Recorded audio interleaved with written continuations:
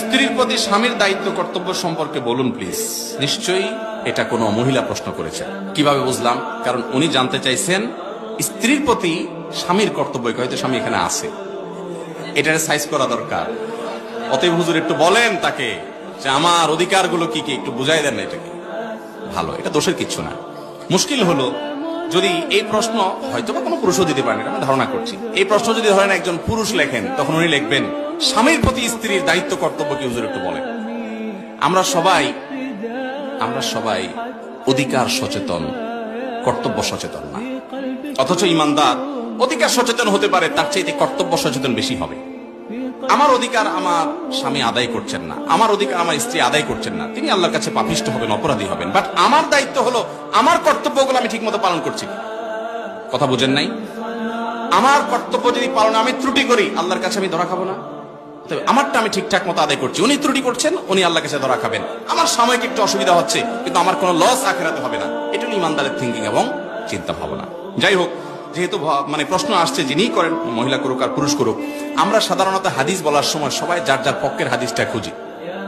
আমাকে অনেক স্বামী বলে, হুজুর আপনার অনেক বক্তব্যের লিঙ্ক আমাদের বউরা আমাদেরকে পাঠায় এবং মেনশন করে, বলো দেখো মাইন্ড ইট, শুনো কি বলছে হুজুর। তো আমরা আবার এরকম খুঁজে বেড়ান লাগে যে কোথায় আপনি তাদের সম্পর্কে বলছেন, সেগুলো বাইর করা লাগে। অনেক সময় আমার দোষ দেয়, হুজুর আপনি এই পক্ষে একটু বেশি বলে ফেলছেন। আমি তো এত মাপজব করে বলি না ভাই।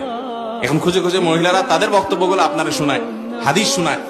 শুনছ নবীজি সাল্লাল্লাহু আলাইহি ওয়াসাল্লাম আম্মা জানা আয়েশা রাদিয়াল্লাহু আনহাকে খেলা দেখতে নিয়ে গেছেন মসজিদে নববীতে। ইথিওপিয়ান সাহাবীরা খেলা দেখতে গেছে। নবীর মতো মানুষ এত ব্যস্ত গোটা উম্মতের দায়িত্ব নিয়ে আসছে, অথচ স্ত্রী খেলা দেখবে উনি সাথে নিয়ে গেছেন এবং এত সময় খেলা দেখাইছেন যে যতক্ষণ পর্যন্ত আয়েশা রাদিয়াল্লাহু আনহা না বলছেন যে ইয়া রাসূলুল্লাহ আর দেখবো না, ততক্ষণ পর্যন্ত নবীজি বসেছিলেন তাকে খেলা দেখানোর জন্য।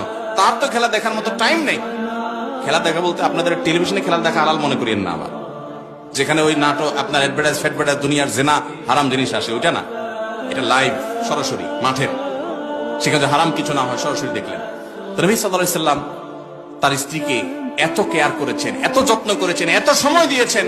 এই হাদিস বর্ণনা করার পর আম্মা জানা আয়েশা রাদিয়াল্লাহু তাআলা বলেছেন, ফাকদুরু কদরাল জারিয়াতিল হাদিসাতি সিন্নি আল হারিসাতি। আল্লাহ হবে, ও দুনিয়ার পুরুষেরা, তোমাদের অল্প বয়স্ক স্ত্রীরা, তরুণী মেয়েরা, তোমাদের স্ত্রী যারা থাকে, এদের ডিমান্ডগুলো, চাহিদাগুলো, তাদের শখগুলোকে তোমরা এইভাবে মূল্যায়ন করবা।